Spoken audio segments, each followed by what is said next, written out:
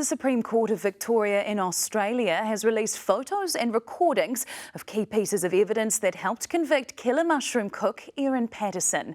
She was found guilty of 3 murder charges and 1 attempted murder charge by a jury yesterday, which deliberated for 8 days. Lloyd Burr has the latest. Erin Patterson off to prison. The press getting a final snap of the killer mushroom cook. How long she'll spend behind bars won't be decided until her sentencing later this year. Anything you'd like to say, Mr. Mayor? Her defence team will then have 28 days to decide whether to appeal the verdict, the sentence, or both. In the pandemonium outside court, police calling for some perspective. It's very important that we remember that we've had 3 people.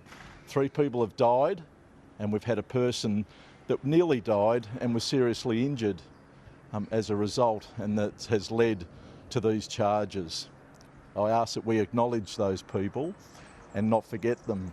They are Erin's in-laws, Don and Gail Patterson, on the left and middle, and Gail's sister, Heather Wilkinson. All 3 murdered. Heather's husband, Ian, nearly died but recovered after 2 months in hospital. This was the scene of the crime.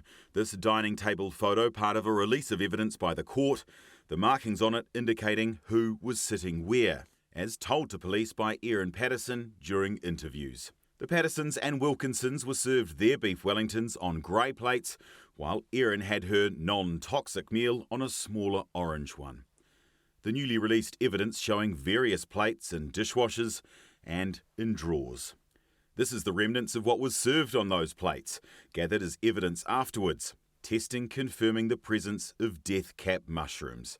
They look like this in the wild, usually growing under oak trees. Erin Patterson foraged for them and used them to make beef Wellington, a fancy meal where mushrooms are chopped, cooked and used to coat a beef fillet that's wrapped in pastry. Police found plenty of mushroom evidence at Erin's house, including trays of dehydrated ones. This is the dehydrator, found at a local tip. And here's the evidence of Erin discarding it there. And then there's this text. I've been hiding powdered mushrooms in everything. Mixed it into chocolate brownies yesterday. The kids had no idea. This video shows a nurse trying to stop Erin from discharging herself from hospital while her victims were inside dying. Her doctor then calling police. Calling from Leongatha Hospital, and I have a concern regarding a patient that presented here earlier but has left the building and is potentially exposed to a fatal toxin from mushroom poisoning. What's her name? So the last name is Patterson, Patterson. First name? Erin, Erin. But Erin left because she knew she hadn't been poisoned, and her acting continued. I just can't fathom what has happened.